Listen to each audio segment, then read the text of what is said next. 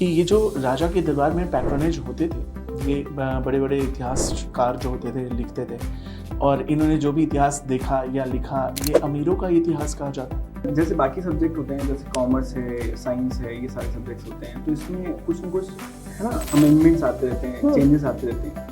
AI जैसे आ गया तो सब जगह पे लग गया। तो हिस्ट्री में टेक्नोलॉजी और एआई का कुछ यूज हो सकता है कभी? Like there is a picture of a temple and we can ask that कि हमें पॉइंट्स बताओ कि इसके बीच में क्या इसमें दिख रहा है। डोम शेप्ड है, जब उसकी जो शिखर है वो कर्व्ड है। हिस्ट्री में आर्कियोलॉजिकल एंड लिटरेरी सोर्सेज दोनों इंपॉर्टेंट हैं। तो अगर बुक बायस बता रहा है तो हमारे पास आर्कियोलॉजिकल रिकॉर्ड्स हैं। हम कॉइन्स देखेंगे, हम इंस्क्रिप्शंस देखेंगे, हम पॉटरीज देखेंगे एंड तब हम हिस्ट्री को सही मानते हैं। So sir, today we have Anjul with us. Yes, sir. And so Anjul, firstly welcome. And सबसे पहले ना आप हम इंट्रोड्यूस कर दो अपने आप को to all the panel here. Hello everyone, my name is Anjul Gautam and I'm from Agra. I've done my schooling from Agra itself and I've done my bachelor's and master's from Agra University with 69.5% and 7.48% CGPA respectively. And then I have recently cracked my JRF exam with 99.76 percentile.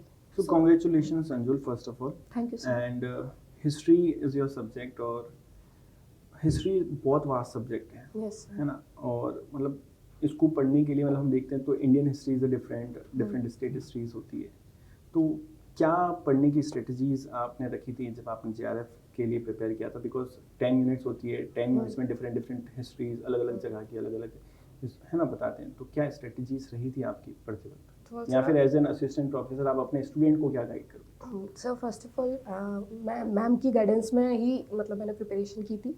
Ma'am ने बहुत सारे जैसे guidance बताती थी कि you should divide your syllabus, की जैसे कि अगर एंशंट है तो उसमें अगर आपके रूलर्स हैं तो उनकी क्रोनोलॉजीज आई यूज टू मेक दैट सिर्फ किंग्स के नेम में एक साइड रखती थी, तो उनकी डेट्स के साथ I use to revise that daily like for 10 days daily, so it used to stick in my mind. Ma'am की ये स्ट्रेटजी थी कि अगर आपको कोई चीज़ डिफ़िकल्ट लग रही है स्पेशली क्रोनोलॉजी में, तो आप उसके शॉर्ट नोट्स बनाओ और उसको डेली रिवाइज करो। सो मेरा और सबसे ज़्यादा मेरा जो मेन जिसकी वजह से आई गेस मैं क्रैक कर पाई वो था revision and PYQs. So sir that was the main thing. History जो होता है मतलब मैं बताऊंगा मैम, मेरा काफ़ी पसंदीदा सब्जेक्ट रहा है। और जैसे बाकी सब्जेक्ट होते हैं, जैसे कॉमर्स है, साइंस है, ये सारे सब्जेक्ट्स होते हैं, तो इसमें कुछ ना कुछ है ना अमेंडमेंट्स आते रहते हैं, चेंजेस आते रहते हैं। एआई जैसे आ गया तो सब जगह पे लग गया। तो हिस्ट्री में टेक्नोलॉजी और एआई का कुछ यूज़ हो सकता है कभी लाइफ में, क्योंकि हिस्ट्री तो पुरानी होती है इतिहास से। तो कैसे sir like if we are archaeological, अगर आर्कियोलॉजिकल डिपार्टमेंट में देखें तो उसमें हम पिक्चर्स वगैरह ले लेके सर हम चैट जीपीटी से हम एक ऐसा कर सकते हैं कि like if there is a diagram we can took it we can upload the picture and then we can we can ask that to point out the specifications, like if like there is a picture of a temple and we can ask that कि हमें points बताओ कि इसके mean में क्या इसमें दिख रहा है। then it can point out to us that it is dome shaped है, जैसे कि कर्व्ड उसकी जो शिखर है वो कर्व्ड है। and it can also point out the stone by seeing it. कौन से तो हम रिलाई कर सकते हैं, मतलब you are saying we are not completely but yes partially yes. Sir academically नहीं करेंगे वरना राजा का नाम चेंज कर देगा। हाँ एंड सर जो रियलिटी में जो हमें देखेगा जरूरी नहीं कि एआई से हम पूरा क्योंकि एआई टूल्स मैं बहुत यूज करता हूँ और मुझे नहीं लगता कि अभी इतना रिलायबल है। हाँ अच्छा सर, आपने जो पूछा ना हमारे हिस्टोरियोग्राफी में, जैसे हिस्टोरियंस को ये पूछते हैं कि what are the things you should avoid as historians, तो आई थिंक जो आपने बिल्कुल सही बोला, one is that overuse of AI and over dependence of AI नहीं करना है। बिल्कुल। So do you plan to do PhD? Yes ma'am. तो कोई टॉपिक सोचा है आपने? I have not decided yet, I am thinking of doing it in early medieval Indian architecture, like the temples of south India. तो temples of south India. अच्छा, अभी मेरे को एक बात बताओ, जब आप पीएचडी के लिए कोई टॉपिक चूज करते हो, ठीक है, तो first rule of the topic is it has to be specific, है ना, क्योंकि हिस्ट्री इज वेरी वास्ट, तो हम ऐसे कोई अम्ब्रेला टॉपिक नहीं ले सकते। अभी जैसे जो टेम्पल्स ऑफ मिडिवल इंडिया है, तो मिडिवल इंडिया में बहुत सारे टेम्पल्स हैं, मिडिवल इंडिया में बहुत सारी डायनेस्टीज़ हैं, मिडिवल इंडिया का टाइम पीरियड बहुत ज़्यादा है, तो पहले तो ये टॉपिक को मुझे थोड़ा स्पेसिफिक करना पड़ेगा। लाइक अगर आप किसी रीजन के पर्टिकुलर टेम्पल को स्टडी करना चाहते हो, जैसे किसी रीजन में मान लो टेम्पल्स के स्ट्रक्चर्स थोड़े अलग हैं या किसी एक डिवोटी को डेडिकेटेड है, तो सबसे पहले तो टॉपिक में हमें स्पेसिफिक होना। अभी टॉपिक बहुत जनरल है, अर्ली मिडिवल आर्किटेक्चर तो यार बहुत रिसर्चेज हैं इस पर, है ना। तो फर्स्ट थिंग इज जब आप टॉपिक अभी क्योंकि आपने सोचा नहीं है, तो first criteria is be specific, because you first is specific होना। सेकेंड, आपको सोर्सेज देखना है। तो देखो अर्ली मिडिवल टेम्पल पे तो बहुत सारे सोर्सेज हैं, कितने सारे आर्टिकल्स हैं, कितने सारे बुक्स उस पर लिखे हुए हैं। तो सेकंड थिंग इज जब आप टॉपिक चूज करते हो, पहले तो आपको स्पेसिफिक रहना है। सेकंड सी कि जो रीजन का करना चाहते हो, जो करना चाहते हो, क्या उस पर कुछ भी लिटरेचर पहले से अवेलेबल है, ठीक है। क्योंकि देखो जब आप रिसर्च करते हो उसका दो रीज़न होता है। एक चीज़ होता है कि there is some academical gaps, मतलब इन चीज़ों पे अभी तक हिस्ट्री में उतनी रिसर्च नहीं हुई है, ठीक है। तो तुम्हारी रिसर्च एक न्यू पर्सपेक्टिव प्रोवाइड करेगी इन द एकेडमिक सर्कल, जो कि बहुत वैल्यूएबल है ना, कि ज़्यादा इस पर कुछ हुआ नहीं है तो आप एक नया इंसाइट दे रहे हो। सेकेंड चीज़ होता है रिविजनिस्ट पर्सपेक्टिव, ठीक है, कि पहले कोई रिसर्च हो चुकी है बट अब recently things have changed, new तरीके से हम उन चीज़ों को देख सकते हैं, तो पुराने आर्ग्यूमेंट से वी आर री revising it with new evidence. तो सेकेंड, पहले तो स्पेसिफिज्म। सेकेंड ये देखो कि कहाँ जाना है, you have to fill gaps. अब मेरे को कैसे पता चलेगा कि गैप है, जब आप लिटरेचर रिव्यू करोगे, ठीक है। सबसे पहले यहाँ पे थोड़ा वर्क लगेगा, you have to read the literature, कि भाई मेरे को जो चूज करना है, जो मेरा टॉपिक है, देखो पहले दिमाग में you have to be clear कि करना किस पे, फिर लिटरेचर रिव्यू करो। Once you review the literature you will realise कि यार इस पे बहुत रिसर्च नहीं है, तो इसमें literature review plays a very important role. क्योंकि देखो जो तुम रिसर्च कर रहे हो उस पर पहले से ही सबने रिसर्च कर रखा है, तो तुम्हारा रिसर्च कुछ न्यू प्रोवाइड नहीं कर रहा है इन दी एकेडमिक सर्कल्स, है ना। It is same old thing which many people have said, so why should the panel choose you और why should people read your research, जब कुछ नया ही नहीं है उसमें, और पहले से किया हुआ है ना। तो choose specific, be specific, choose an area जिसमें शायद वर्क नहीं है या जिसमें तुम कुछ नया इंसाइट प्रोवाइड करना चाहते हो। लिटरेचर रिव्यू बहुत अच्छी तरीके से करना है, अभी क्योंकि तुमने टॉपिक चूज नहीं किया है तो हम उस पर डिस्कस नहीं कर सकते, बट ये सब पे आपको ध्यान रखना है। Then you have to sound convincing, like why do you want to do that topic, क्या वो हमारी हिस्ट्री में रियली कोई बेनिफिशियल टॉपिक है, और it is just one of those topics which exist and which doesn't matter too much, है ना। तो ये सब पे थोड़ा ध्यान देना है जब आप यहाँ पे टॉपिक बना रहे हो। मेरा एक क्वेश्चन रहेगा, जैसे कि आजकल मूवीज़ रिलीज होती है मैम, है ना, जैसे कि आपने मूवीज़ देखी होगी, पद्मावत, शिवाजी और ऐसे रिलेटेड कुछ मूवीज़ आती है जो हिस्ट्री से ही बिलोंग करती है टोटली, और उस पर बहुत सारे डिफरेंट कम्युनिटी के लोग रिस्ट्रिक्शंस लगाने लग जाते हैं, मूवी रिलीज़ होने से पहले बैन होने के बारे में बोलने लग जाते हैं, फिर कुछ ना कुछ चेंजेस करके उसको वापस रिलीज़ भी कर दिया जाता है। तो वो जो मूवीज़ रिलीज़ करती है उस पर बहुत सारे आर्टिकल्स निकलते हैं, क्या ट्रुथ है, क्या फैक्ट्स है। तो as a history assistant professor जो फ्यूचर आप बनने वाले हो, तो आपका क्या उन पे मतलब टेक रहता है कि अगर आप वो मूवी देखने जाते हो या अपने स्टूडेंट्स को साथ ले जाते हो मूवी देखने, तो वो पूरी reliable, accurate, actual, exact history होती है, यहाँ फिर वो उसको तोड़ मोड़ के दिखाना सही है? Sir I guess history should not be altered first of all, क्योंकि सर उसी हिस्ट्री से हम आज जैसे आप बोल रहे हो कि स्टूडेंट्स को अगर मैं दिखाने लेके जाऊँगी तो उनके दिमाग में आएगा पर्सपेक्टिव कि ये चीज़ें डिफरेंट हैं जो हमने पढ़ा हुआ है, राइट। तो हाँ, तो फिर उनके दिमाग में डबल आ जाएंगे कि ये सही है, ये सही है। It's so history first of all should not be altered, but historical movie should come. For example recently movie जो आई थी संभाजी महाराज के ऊपर, छावा, उस संभाजी महाराज को सिर्फ हिस्टोरिकल स्टूडेंट्स ही जानते थे, हिस्ट्री पढ़ते हैं, नॉट मच पीपल, मतलब पीपल को नहीं पता था। तो उस मूवी की वजह से उनकी पॉपुलैरिटी राइज हुई, लोगों को पता चला कि there was a person who was such a great warrior, कि जिन्होंने अपना अपने मतलब अपने स्टेट के लिए, कंट्री के लिए उन्होंने अपना सेक्रीफाइस किया। ही डिड नॉट, उन्होंने औरंगजेब के सामने अपनी मतलब उन्होंने हार नहीं मानी। So sir, we should know about such heroes. So historical movies are important, but history should not be altered. Minor changes should be allowed, but not major. मैं एक क्वेश्चन पूछना चाहूँगा बेसिकली कि- ब्लाइंडली ट्रस्ट नहीं करना है, हाँ। As you have to tell your students there are certain precautionary measures you should apply. आप एंटरटेनमेंट के लिए देखो, हाँ कुछ हिस्ट्री मूवीज हैं जो हिस्टोरिकल पर्सपेक्टिव प्रोवाइड करते हैं, yes, but you should not blindly depend on them. That is where sources come in, है ना, कि ब्लाइंडली नहीं कि उसको पढ़ लिया और वही एग्जाम में लिख रहे हैं। Most of the people do so, ma'am. हाँ, so you have to tell your students, do not blindly do that. If you're watching it, it's giving a historical perspective good, it's giving an understanding good, social but aspects blindly के लिए नहीं ठीक करना। है। हाँ, but blindly we have to not follow. Academic circles में चीज़ें बहुत अलग हैं, and जिस लेवल की हिस्ट्री हम पढ़ते हैं, आप मास्टर्स लेवल पे हो तो it should not be blindly followed. Social हाँ। कल्चरल टच के लिए मैम हाँ। एक ऐसे भी आता है कि पिक्चरें समाज का दर्पण है, तो समाज को दिखाने और समाज में थोड़ी सी चीज़ें फैलाने के लिए वो इस तरह से माउल्ड करते हैं कि हो जाए। बट बाय द वे मैं एक क्वेश्चन पूछना चाहूँगा कि ये जो राजा के दरबार में पैट्रोनेज होते थे, ये बड़े बड़े इतिहासकार जो होते थे लिखते थे, और इन्होंने जो भी इतिहास देखा या लिखा ये अमीरों का इतिहास कहा जाता है, तो उसमें गरीब पिछड़े लोगों के बारे में वो सच तो लिख नहीं पाएंगे, क्योंकि अगर आप एसी में बैठकर जो है वो झोपड़ी के बारे में लिखेंगे तो सच तो होगा नहीं। तो इतिहास क्या पूरी तरह से सच मान ले हम? सर नॉट एंटायरली सर, ऐसा भी होता है कि कुछ हिस्टोरियंस ऐसे भी थे जो कुछ पैट्रन जो आप बोल रहे हो पैट्रॉन्स ऐसे भी थे जो there they used to criticise the ruler.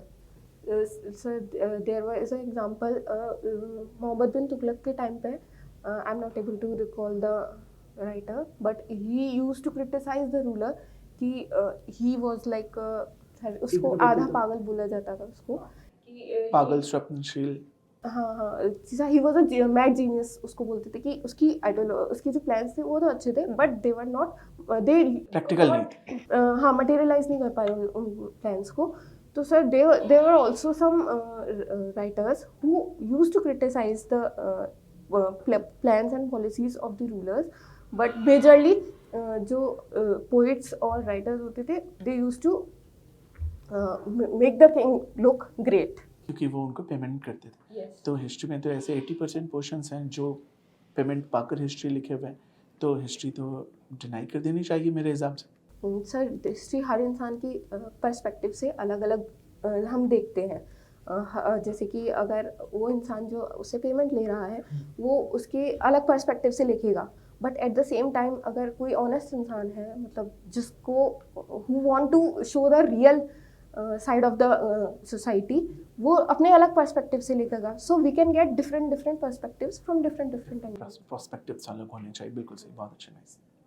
I think one thing I'll add here, पहले तो you have to be clear on sources। जैसे जो सर ने क्वेश्चन पूछा बहुत अच्छा था, people can ask you that, but देखो क्या है, अगर मैं अकबर हूँ, पहले तो तुम्हें एग्जाम्पल्स थोड़े अच्छे देने पड़ेंगे। जैसे बदाऊनी सीक्रेसी में लिख रहा था, बट अगर वो अकबर को क्रिटिसाइज कर रहा है तो वो सीक्रेसी में लिख रहा है। मैं अकबर हूँ तो तुम मेरे सामने मेरी बुराई नहीं कर सकते हो, you are not that powerful. इसीलिए विदेशी हाँ। वृत्तांत होते हैं उसमें सच लिखते हैं। हाँ, एंड जो मोहम्मद बिन तुगलक का एग्जाम्पल जो तुमने दिया वो सेकेंडरी सोर्स है।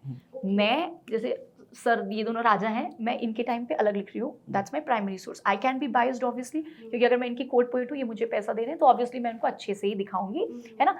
बेसिकली राजा यही चाहते थे, तभी राजा ना पेंटिंग्स में अर्थ के ऊपर खड़े हैं और शत्रु को मार रहे हैं। रियलिटी में हाउ कुड यू, कैसा भी हो जाओ, but they have to portray you as a warrior, ठीक है। सेकेंडरी सोर्सेज बाद में आते हैं।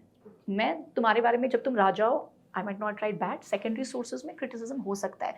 सर ये पूछ रहे थे कि यू नो प्राइमरी सोर्सेज में क्या हो सकता है। दूसरी चीज़ तुम्हें यहाँ पे आंसर में ये बोलना पड़ेगा, जैसे सर ने बोला ना क्या हम लोग हिस्ट्री को रिजेक्ट कर देना चाहिए, तो you should say in your answer कि that is why sir history में आर्कियोलॉजिकल एंड लिटरेरी सोर्सेज दोनों इंपॉर्टेंट हैं। तो अगर बुक बायस बता रहा है तो हमारे पास आर्कियोलॉजिकल रिकॉर्ड्स हैं, हम कॉइन्स देखेंगे, हम इंस्क्रिप्शंस देखेंगे, हम पॉटरीज देखेंगे, एंड तब हम हिस्ट्री को सही मानते हैं, डिपेंडिंग दोनों को पढ़ के। तो ये आंसर तुमने नहीं दिया ना, ये तुम्हें थोड़ा बोलना पड़ेगा। How do I improve my self, क्योंकि मैं बता रही हूँ मैम, मेरे कॉलेज में मतलब आई गो, हम पढ़ते थे, एग्ज़ाम दिया, जस्ट दैट, मतलब इतना ज़्यादा हम लोगों को नहीं बोला। इसीलिए कर रहे हैं ना हम ये। आई वॉन्ट टू मैम कि इम्प्रूव माई नहीं, क्योंकि सेल्फ। देखो ये यू नो ना this, it is just that it doesn't come, तो ये प्रैक्टिस आएगा। तो तुम्हें ये बोलना पड़ेगा सर इसीलिए हम बुक्स को ब्लाइंडली नहीं फॉलो करते हैं, हिस्ट्री सिर्फ बुक्स के बेसिस पे नहीं है, हम Defense, आर्कियोलॉजिकल खुद का रिकॉर्ड्स defense, भी पढ़ते history का हैं, defense। Because history is biased and we don't know कब किसने किस रिकॉर्ड को कब लिखा है।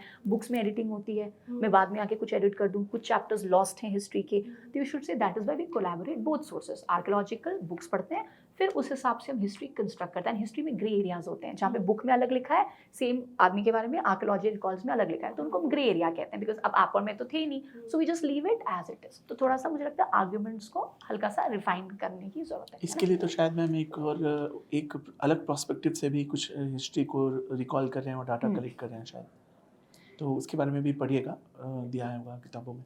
मेरा एक क्वेश्चन है, मतलब जो फ्यूचर में आप डेफिनेटली फेस करोगे और हर टीचर ने फेस किया होगा, डजेंट मैटर वो हिस्ट्री का है या किसी और फील्ड से, तो सपोज दैट हिस्ट्री, हाँ देश तो हमारा बहुत बाद में बना, पहले जो छोटे छोटे डिस्ट्रिक्ट थे वही देश माने जाते थे, है ना। तो अगर आपकी क्लास के अंदर एक स्टूडेंट राजस्थान का है, कुछ स्टूडेंट्स का ग्रुप है, कुछ पंजाब के हैं, कुछ गुजरात के हैं, कुछ कश्मीर के हैं, कुछ लद्दाख के, हो सकता है पॉसिबिलिटी, है ना, और वो अपने अपने स्टेट की हिस्ट्री को लेकर फाइट कर रहे हैं, डिबेट कर रहे हैं, फाइट कर रहे हैं, तो आप as an history teacher, because आपको उनको उस वे में कोऑर्डिनेट करना है कि पूरी हिस्ट्री सबकी बेस्ट है, किसी ने ज़्यादा योगदान दिया है, किसी ने कम दिया है, वो हम नहीं बोल सकते, बट उसमें आप उनको कैसे एंगेज रखोगे कि आप उसको एज एन हिस्ट्री टीचर बताओगे कि यार तुम सब लोग रुको मेरी सुनो, क्या बताओगे, ऐसा क्या बोलोगे, मैं बड़ा इंटरेस्टेड हूँ ये जानने के लिए। एक तरह का क्षेत्रवाद दिख रहा है। हाँ, सो सर आई वुड, मैं उनको बताऊंगी कि यूनिटी जो हमारी जो बनती है वो डिफरेंट लाइक स्टिक्स जो होती थी उनको हम बांध के रखेंगे, तो मतलब ऐसे वाला एग्जांपल, तो वो जो अलग अलग स्टेट्स थी वो पहले थी, बाद में वो सब एक बन गई जब यूनिफिकेशन ऑफ इंडिया हुआ था, ठीक है। तो उससे पहले जो डिफरेंट रीजनल हिस्ट्रीज थी, इट मैटर्स फॉर देम, ठीक है, उनके रूलर्स जो थे उनकी हिस्टोरिकल सिग्निफिकेंस है, but at the end of the day sir we are one, तो हमें वी शुड हमें अपनी प्राउड होना चाहिए अपनी एक रीजनल हिस्ट्री पे, बट हमें एक लास्ट में अपने एक हमें ऐसे देखना चाहिए कि वी आर, समेशन करने पर डाइवर्सिटी थोड़ी रहती है, यूनिटी डाइवर्सिटी टाइप का जो है एक फ्लो बन रहा है। हाँ, no it is good, not a problem. देखो जैसे सर मैं क्लास में बोलती हूँ, जब मैं आप ये कंट्रोवर्शियल चीज़ें पढ़ाती हूँ, I always say look history works on sources, है ना, जो हम पढ़ रहे हैं ये सोर्सेज के हिसाब से this is what is and I always tell my students you need to be less emotional, because अगर आप पास्ट की कहानी पढ़ रहे हो और आप इमोशंस को उसमें ऐड करोगे तो as history student you have to be emotional. तभी सर हम लोग जब रिसर्च पढ़ते हैं ना, रिसर्च करते हैं, तो एक हिस्टोरियोग्राफी में हम पढ़ते हैं कि historian should always keep his feelings emotions aside, क्योंकि अगर आप इसके हिसाब से हिस्ट्री लिखोगे तो your history writing will definitely be biased, क्योंकि आइडियोलॉजिकली हम कुछ और सोच रहे हैं, हम कुछ और प्रूफ करने की कोशिश कर रहे हैं, तो that will give an incorrect history. तो less emotional more practical, this is what the sources say, and क्योंकि हम पास्ट पढ़ रहे हैं we can't change the past. हाँ, जो तुमने बोला वो ठीक है, बट द थिंग इज कि we have to, history works on sources, this is what it written in the sources, ये हम एकेडमिक सर्कल्स में मानते हैं, एंड जब हम सोर्सेज पढ़ते हैं we have to be less emotional and think like historian. Historian का मेन काम क्या है, अपने इमोशंस, अपने आइडियोलॉजीज, अपने बायसनेस को साथ रखो। हिस्ट्री का काम ये है कि भाई हम हिस्टोरियंस हैं, ये हिस्ट्री है, दैट इज इट, हम इसमें कोई इंटरप्रिटेशन नहीं करें। अगर हम इंटरप्रिटेशन करेंगे फिर आइडियोलॉजीज एंड चीज़ें आएंगी जो सर पूछ रहे हैं। तो जो कॉन्ट्रोवर्शियल इशू है we have to be like this is the history, keep your emotions aside, keep your ideological thinking aside, ये ऐसा हुआ था इसको मैं वैसे ही देखना है, ये हुआ था ये हमने पढ़ा है, that is it. So whatever has gone is called history and focus on the present. नहीं Kanchan, firstly you're a very good candidate, ठीक है, थोड़ा सा मुझे लगता है हल्का सा हमें बोलने में कॉन्फिडेंस चाहिए, बट एज यू सेड अभी उतनी प्रैक्टिस नहीं है, तो आप थोड़ा सा जो प्रैक्टिस करोगे ना आप इस पे ध्यान दोगे। जैसे कई बार क्या होता है ना, we are speaking good points, but अब हमारा बॉडी लैंग्वेज थोड़ा सा ऐसा डाइसी जैसा लगता है ना, तो वो दिखता है कि we are not confident enough. तो आप बोल अच्छा रहे हो, मुझे लगता है थोड़ी ब्रशिंग और फिल्टरिंग की जरूरत है, क्योंकि देखो पढ़ा तुमने सब है, ये सारे सोर्सेज हम क्लास में पढ़ते हैं, बट होता है ना sometimes it doesn't strike, it recall नहीं होता है। तो आप क्या करोगे, जब प्रैक्टिस कर रहे हो थोड़ा सा स्पीकिंग प्रैक्टिस करोगे, ट्राई टू रिकॉल थिंग्स और भी इंटरव्यूज में जाओ, बोलो, जितना ज़्यादा बोलोगे उतना फियर जाएगा, उतनी चीज़ें रिकॉल होंगी। मिरर के सामने खड़े हो जाओ, I just imagine you are there in that interview, अपने आप को इंट्रोड्यूस कर लो। तो और थोड़ा सा रिसर्च टॉपिक तो खैर तुमने बनाया नहीं है, उस पर थोड़ा सा वर्क कर लेना। Rest I think everything is good. थोड़ी सी मुझे लगता है ब्रशिंग की ज़रूरत है, जो इवेंचुअली आप कर ही लोगे, रेस्ट तो इट्स गुड। मुझे भी यही लगता है, एक फीडबैक देना चाहूँगा कि वॉइस टोन अपना थोड़ा सा इंक्रीज़ करो बोलते वक्त, क्योंकि मेरे ख्याल से वॉइस टोन इंक्रीज़ इसलिए नहीं हो पाता क्योंकि हम अपने टॉपिक, अपने सब्जेक्ट को लेके कॉन्फिडेंट नहीं है, तो वो बहुत होना ज़रूरी है। तो नेक्स्ट टाइम से मतलब जब भी आप प्रैक्टिस करोगे, जैसा हमने बोला, तो कंटेंट बेसिस पे भी हमें कॉन्फिडेंट होना बहुत ज़रूरी है, ना कि मे बी वाला वर्ड, शायद वाला वर्ड यूज़ करें। तो उसमें कॉन्फिडेंट होंगे, उसको पढ़ते रहो और अच्छा हो जाएगा। बस वॉइस थोड़ा सा इम्प्रूव करो। Okay sir. नहीं अंचल ठीक है, देखो एग्ज़ाम निकाला है, JRF क्वालिफायर की टैलेंट भरा पड़ा है। और सबसे हाईएस्ट कट हाँ, ऑफ में और की है। इतनी बड़ी अच्छी उपलब्धि है। तो कम्युनिकेशन वाली जो प्रॉब्लम है वो ज़्यादा से ज़्यादा, मैडम ने कहा जैसे कि ज़्यादा से ज़्यादा फेस कीजिए, इंटरव्यू की मॉक ट्रेन, अपने दोस्तों के साथ बैठिए, बातचीत कीजिए, देखिए वो अपने आप से हो जाए। इंटेलेक्चुअलिटी आपने प्रूव कर दी ना, ये एक बहुत अच्छी अचीवमेंट है आपकी, और इसके लिए हम अप्रिशिएट करते हैं आपको। Okay sir. बाकी Just आपने little bit जो brushing, जो भी मतलब आउट सब्जेक्ट बताया वो मुझे भी जानकर बहुत अच्छा लगा। एंड कॉन्फिडेंस बढ़ा दीजिए, और 3-4 मेरे ख्याल से कम्युनिकेशन जो स्किल्स होती है, 3-4 इंटरव्यू से ही आपकी इंप्रूव हो जाएगी। बट प्रैक्टिस चाहिए। मैम सोर्सेज मैं कहाँ से प्रिपेयर करूँ कि देखो, सबसे पहले क्या करना है, फिगर आउट योर टॉपिक, ठीक है। Once you figure out your topic, फिर उसमें जितने भी लिटरेचर हैं उसकी लिस्ट मिल जाती है, ऑनलाइन मिल जाएगा, या फॉर एग्जांपल अगर तुम्हें कोई बुक मिला, उसकी बिब्लियोग्राफी में वो सारे लिस्ट होते हैं, वहाँ से हमें रिव्यू, ऑब्वियसली यार तुम सारे लिटरेचर रिव्यू नहीं कर सकते, बट जो बहुत ही क्लोजेस्ट लिटरेचर होंगे वो हमें वहाँ से पिकअप करना पड़ेगा। उसको एक बार देखना पड़ेगा कि जो करना चाहते हैं क्या उसमें एक्चुअली कोई मटेरियल है भी। देखो कई बार क्या होता है, एम्बिशियस हो कि हम टॉपिक डिसाइड कर लेते हैं, बट उस पर कोई सोर्सेज ही नहीं है, तो अगर सोर्स नहीं होगा तो मैं रिसर्च कैसे करूँगी। तो there are lot of times constraint in archaeological records also, कि करना है, अच्छा टॉपिक है, बट सोर्स ही नहीं है तो करोगे कैसे, तो फिर वो टॉपिक लॉन्ग रन में कहीं नहीं जाएगा, फिर हमें टॉपिक चेंज करना पड़ेगा, ठीक है। और रेस्ट तो आप टेलीग्राम पे कनेक्टेड ही हो, कुछ होगा तो आप पूछना। So Kanchan I think you good to go, थोड़ा सा बस ब्रशिंग करना है, और जो पढ़ते हो ना उसको बोलो। ये सारी चीज़ें आप पढ़ते हो, आप हिस्टोरियोग्राफी पूरा पढ़ चुके हो, आप सब कुछ पूरा पढ़ चुके हो, यू स्पीक आउट, जो पढ़े हो वो बोलना है, क्योंकि इसमें ऐसा कुछ नहीं था जो तुमने नहीं पढ़ा है, हर कुछ you read, just as we said थोड़ा सा बोलोगे ना, क्योंकि आदत नहीं है, इट विल स्टार्ट कमिंग।